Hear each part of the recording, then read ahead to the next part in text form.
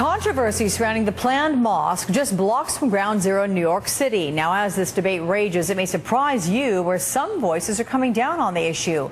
Listen to former DNC Chairman Howard Dean on Countdown with Keith Olbermann.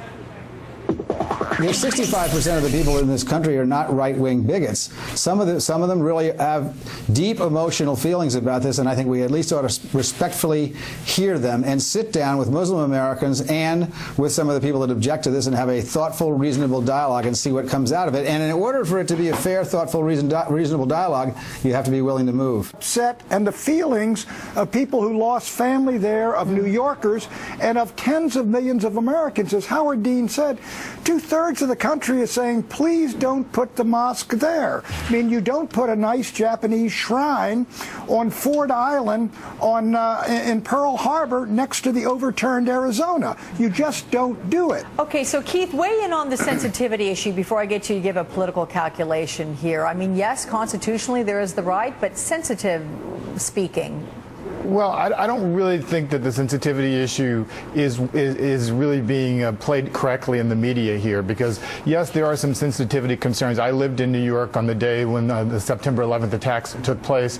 I understand the concerns that people have, but the reality is there already is a mosque at that same location right now, where hundreds of people are going to. No, at that same location right now, there are hundreds of worshipers who go there on a regular basis. There is another one 2 blocks away from that one, but what people seem to overlook is that there already exists a mosque there right now. And I think what's going on in this issue is being used as a fear-mongering campaign by some on the right, so they can scapegoat Muslims as they have scapegoated others in the past. Like they've moved on from gays and lesbians in the past. Now they're targeting Muslims and Mexicans in this election cycle. And it's just disturbing that the Republican Party has so lost ideas that this is all that they're resorting to these days. How about okay, go ahead, Pat. Keith, look. What Keith is saying basically is two-thirds of the American people are motivated by ignorance or bigotry. Now, if you want to say that about the American people, fine. I don't think so.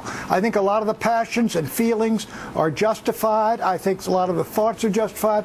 I understand the constitutional argument. I just think if we want to resolve this without a bloody fight in the culture and religious war, you'll sit down and have open the idea that, look, why don't we move the community center a half-mile away and resolve this thing rather than getting up on our muscle and getting in everybody's face and saying, you know, they got a right to do it. It's their private property, and they're going to do it.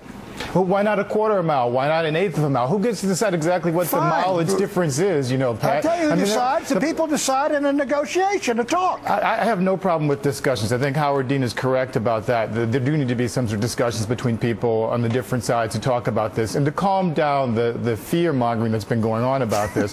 But the reality is, Pat, you know this as well as I do, there already is a mosque there right now, and there's another one 2 blocks away. So what is the big issue about? Why put another one there? It already is there. It's just a question of rebuilding the same structure into a different entity. What you're saying is that the side that opposed it is wrong, it's unreasoning, and it may be prejudiced or bigoted.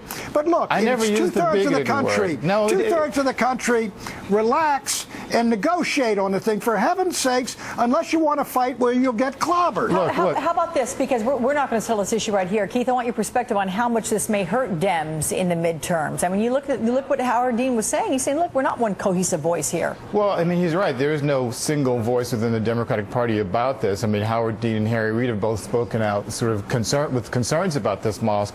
But the reality is the majority of Democrats, I think, definitely the majority of Democratic elected officials would probably support the idea of religious freedom. And I think Pat Buchanan would even support the idea of religious freedom. I don't think it's going to hurt the Democrats in the fall, because I think they're other issues. I find that profoundly offensive to say, well, I think even Pat would support religious freedom. I didn't mean it that way, Pat. There's a liberal bigotry here. Excuse me. There's also a liberal bigotry here, a hostility. Every time a conservative objects to something, somehow it's rooted in bigotry. I never said the word bigotry. You used that 3 times in this conversation. I never mentioned it. But you took offense at something that was not supposed to mean that. How about this, Pat? May I ask you, do you think this is going to play out poorly for Republicans in the midterms? Could this hurt Republicans if they try to make too big a deal out of it? Well, I don't think. I mean, I've disagreed publicly with Newt Gingrich. You don't call this imam a Nazi. He's not. These aren't Nazis. These are. I mean, some of them are. They're they're Muslims, and some of them are getting their back up over this. I understand that. That's why Howard Dean is correct. Look, let's sit down across the table here and talk this out. It is not a good idea if 2/3 of the country is saying, for heaven's sakes, don't do it. It's not a good idea to do it. Okay, Pat Buchanan and Keith Boykin, gentlemen, thank you so much. We'll talk to you again next hour. Thanks, Alex.